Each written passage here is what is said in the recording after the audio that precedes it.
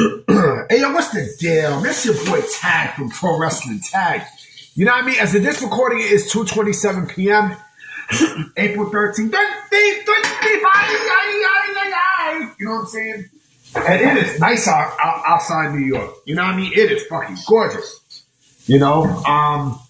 Yeah, today it's nice. It's about 60. I will be getting my ass outside later today. You know what I mean? I'm definitely doing a couple of vids today. You know what I mean? I definitely will be doing some videos. You know, it's Discussion Sunday, and it's WrestleMania week. WrestleMania. You know what I'm saying? WrestleMania.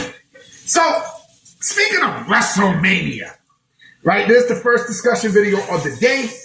You know what I mean? And I want to talk about this because I remember this clearly when this shit went down, boy. You know what I mean? I remember this shit clearly. WrestleMania 30. WrestleMania 30. The Undertaker versus Brock Lesnar. Now, Sting had finished his obligations with TNA during that year. And, you know, people wanted The Undertaker to face Sting at Mania, you know, to keep the streak alive and everything, right? But The Undertaker decided to have Brock end the streak. And my thing is, you know, the thing with Undertaker is, I don't know if he really wanted. Okay, did I think he want to work with Sting? Yeah, but I don't think this is the, you know, this Undertaker probably didn't want to work with Sting. Not because of anything personal, but he don't even think he could keep up with how Sting was at the time, right? But my thing is this. Look at what happened after The Undertaker lost to Brock Lesnar, right? After that Mania. He no longer became special. The Undertaker no longer became a real special attraction. And that's just my opinion. And I felt like he should have retired right after WrestleMania 30.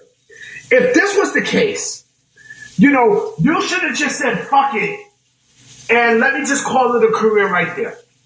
You know, and yes, we wouldn't have gotten the Boneyard match and the match with him and Roman Reigns and yada yada yada, right? But my thing is, where he fucked up in two ways. Number one, he fucked up when, you know, when ending the streak against Brock Lesnar, right? That's number one. Number two, you should have gave it to someone a little bit more younger at the time. You know what I mean? And the thing is, I mean, I don't want to make a count right now on at the time who he could have, you know, gave the rub to or whatnot, but fuck it. But again, my thing is this. He should have retired after Mania 30. After Mania 30. He should have. He should have. Because, again, there was no more aura about Taker. There was no more. After that, like, what the fuck else could you do with Taker? After that. You couldn't do anything. You know, Taker at that point became definitely a shell of himself to the point where, you know, that loss didn't benefit him. It also didn't benefit Brock either. You know, because, yes, even though Brock came out the UFC 2 years prior and such, like I said, and I made a video about this too. Brock Lesnar, you know, in the Ruthless Aggression era was way better than what the fuck you got, than what the fuck you had with PG Brock. The whole WWE in the 2010s was like it was very suspect. I wasn't feeling it. I definitely was not feeling it. I'm not going to front. It took away my love for wrestling for a bit. It really, really did. You know, I think with Vince, you know, Vince kind of, you know, the attitude that Vince had towards wrestling during that time, and, you know, it kind of killed my love for pro wrestling. Not now, because I love how WWE is now, but again, with Taker, you know, he should have just said, fuck it. Let me end my career right here in WrestleMania 30. And you know what? Speaking of Taker, right? I seen a clip yesterday of him talking to Elijah Holyfield, right? About how, wrestling with earrings and chains and shit. Like, Mark Calloway honestly needs to shut the fuck up.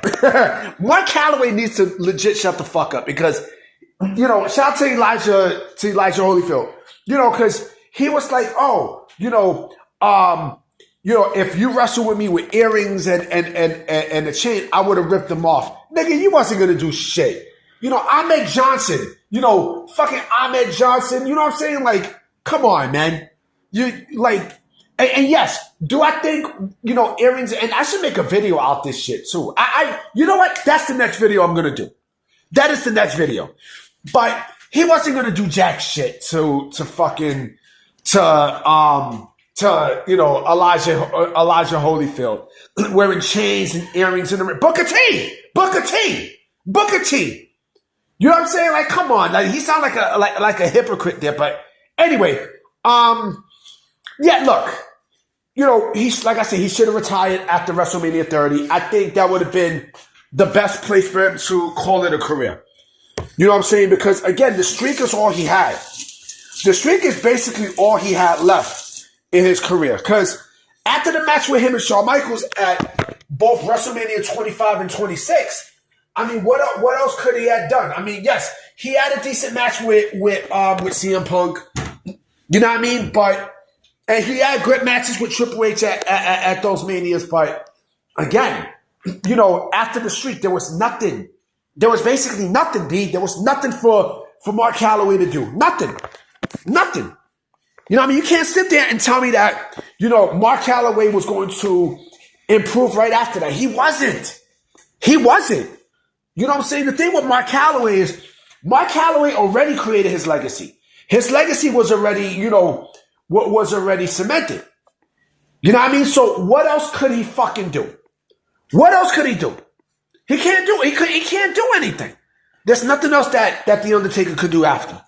You know what I mean? And again, as for Brock, Brock really, the thing with Brock is Brock, now we know Brock will never come back to the WWE ever again, especially after that report that I read today, how WWE is basically, erasing his legacy and such, from the history books off WrestleMania. We know that's done. But again, there was nothing for The Undertaker to do after that Mania. And again, I felt like he should have gave the rub to somebody. You know what? Fuck it. You could have gave it to fucking Bad News Barrett. You could have gave it to Wade Barrett. You know what I mean? You could have done that. I mean, there was nothing else for you to do, B. Nothing. There was nothing else. But he wanted to come back. Shit. Let me go back to Sting. Shit. You could have gave Sting that fucking Boneyard match. You know what I mean? Like, you complained about Sting and such. You and Sting could have done something, but he chose not to, which was fucked up. You know what I mean? Because, yes, Sting needed that WWE run to put on his resume. I felt like they could have done a better job with Sting. Yes. But it is what it is. You know what I mean? So I'm about to be out. You know what I mean? In a little while, I'm going to go prepare some fish. You know what I'm saying? So I'm going to definitely holler at y'all. Peace.